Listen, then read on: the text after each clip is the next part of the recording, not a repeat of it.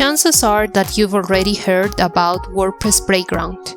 Most people see it as a tool where one can experiment with plugins, themes, and other WordPress features, and that is correct.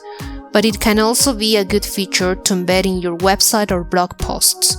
Here are some potential scenarios where you might want to embed WordPress Playground. If you're writing articles or tutorials related to WordPress and you want to display the latest features of a plugin or of WordPress in general, why not embed a live instance of WordPress? This allows your readers to interact with and explore the features hands-on. If you are teaching WordPress and have a blog or web displaying training, instead of guiding people to install WordPress themselves, why not embed WordPress Playground in your content? This simplifies the learning process and makes your material more engaging.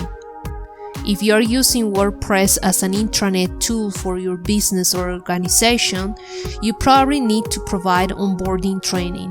Why not consider tutorials that include WordPress Playground to provide hands-on training and assess employees' knowledge?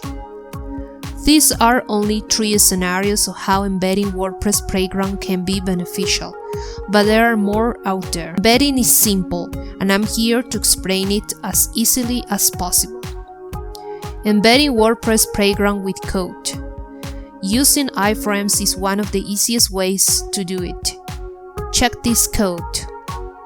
Let's try it out.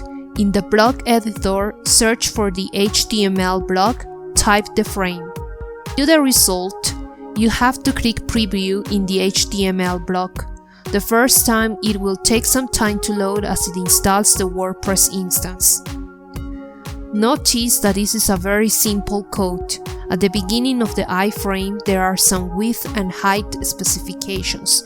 You can of course change these numbers. Now if you try the following code, it will install a slightly different WordPress instance, one that has the theme Pendant installed. This is the result. You can also specify plugins. That way, the person who interacts with your website or blog will have access to an instance of WordPress already set up with the plugins and themes you've chosen. In the following example, the WordPress Playground instance will download the Yoast plugin and theme Cubio. Note that WordPress SEO is the WordPress.org directory name or slug used for Yoast. If you don't know the right name of a plugin or a theme, search for them in the WordPress.org plugin directory or theme directory.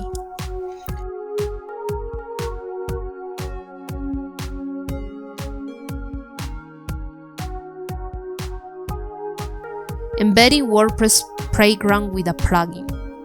There is a new plugin called WordPress Playground Block that will let you embed WordPress Playground in your website.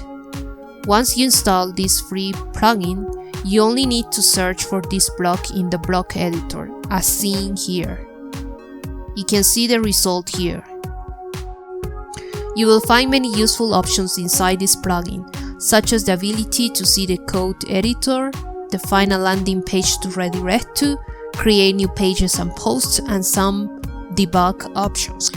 The key advantage of using code is the ability to bring up a WordPress instance with specific plugins and themes. However, not all people may feel comfortable working with iframe codes, and in such cases, using a plugin can be a more user-friendly alternative. Both methods are useful for many scenarios.